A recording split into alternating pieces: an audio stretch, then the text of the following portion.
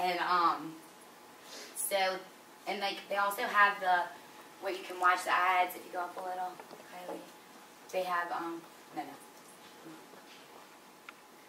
They have where you can submit or just like help make it, which is when they're talking about having your pet or your house featured in the ad if you don't want to actually go try and create the commercial yourself. So what's so interesting about this is that the audience has the opportunity to see these ads before they ever actually show on the Super Bowl. Now clearly this has to be a really engaged, enthusiastic, active audience to seek this out and see these ads, but it's kind of a risk that the ads aren't necessarily a surprise when they run in the Super Bowl. And one of the things when we were researching we found was that a lot of people called Doritos crazy for even wanting to try this. They were like, consumers aren't going to care, they're not going to be interested or involved, so it was a big, daring risk for them. Well, and let's talk about that for a second. What other campaign that we've talked about this semester did something similar? Yes, how? Tell us more. Remind us what that was about. It was just risky in the same way, kind of trying something new. So it was the Pepsi Refresh, right? Right, Pepsi Refresh. taking all of the funds, the millions of dollars that they would usually use For the Super Bowl, Super Bowl ads and dedicating it to the consumers, actually giving it to them. And saying, that the consumers... So actually counting on consumers rather than themselves. And that's all part of this... For the success of the... That's right. Because it totally relies on the consumer to be active and to be engaged and to participate. If the consumer doesn't care, if the consumer doesn't submit an idea or submit a video, the campaign is a flop.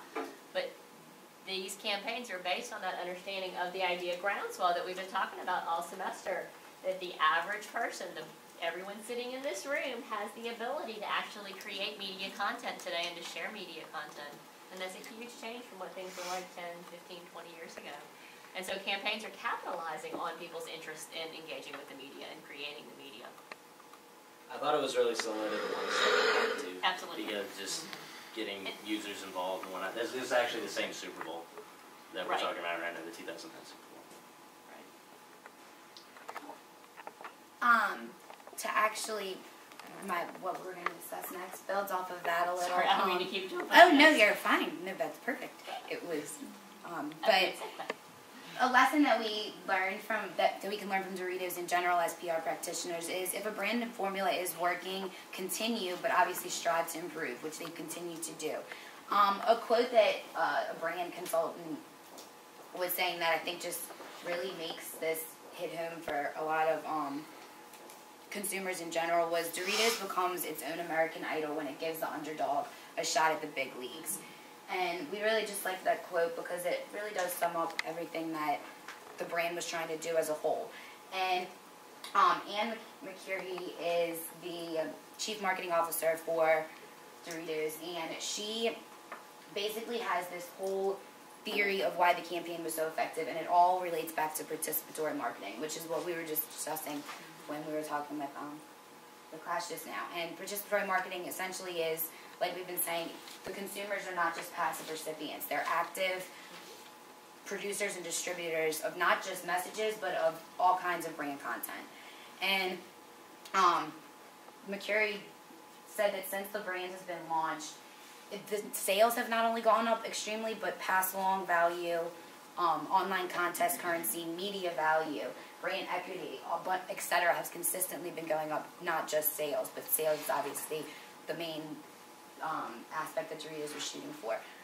The 5 principles that McCurry has said what made Doritos so effective, the campaign, were these 5 things. Trust the consumer is number 1. And essentially that just means when you give freedom to the audience and it's something that they want to get involved in and that they want to be part of, it means more than just paying someone to go do the ad. Like that's what they want to do. They want to be a part of that. They fall in love with what they're doing.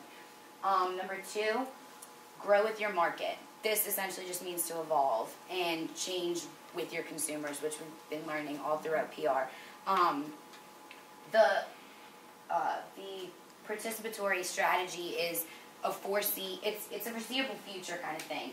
Doritos is a life stage brand, but when the next generation enters, we never know if user-generated content is going to be what hits home for them and what they enjoy.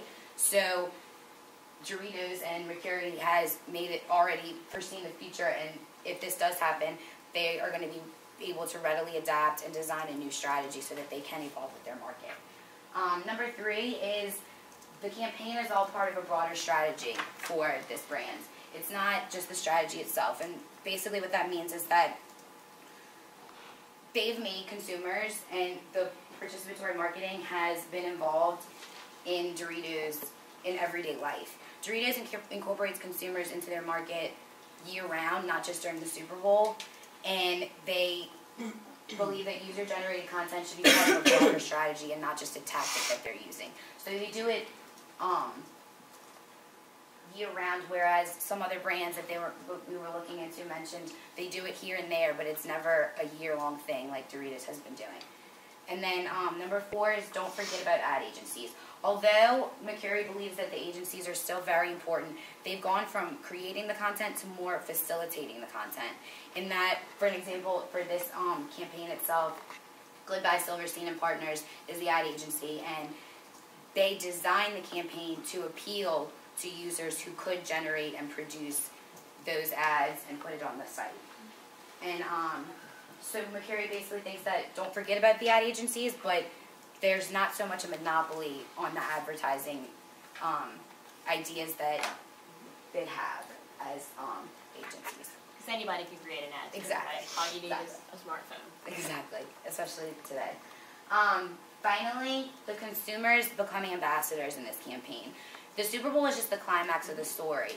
It all begins in September when Doritos announces the submission, when you can start, when they open for submissions, and they track 3 communities throughout the entire thing. The makers, the lovers, and the watchers.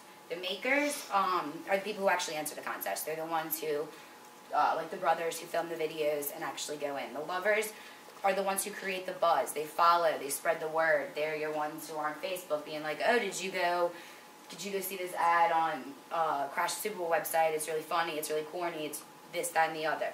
Those are your lovers. And then finally you have the watchers. And these are the ones who watch the ads and they go vote on the finalists. Once the finalists are announced, that's when the consumers become the ambassadors for Doritos. And from the September submission all the way to the February Super Bowl, consumers are engaged every step of the way. And they're encouraged to enter, vote, blog, tweet, and spread word through all kinds of social media. November 16th of this year, which is Saturday?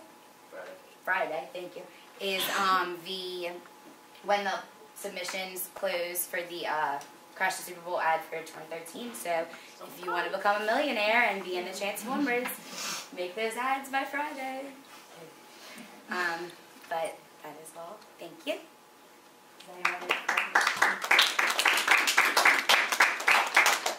Does anyone have any questions, suggestions on how they would have done anything differently? Had anyone viewed any of these ads before? Like, have any of y'all visited the Facebook page after watching the ads during the Super Bowl? I mean, y'all have all seen Doritos commercials on the Super Bowl. Were y'all aware of this campaign, that these were consumer-created ads in recent years? Y'all were aware of that?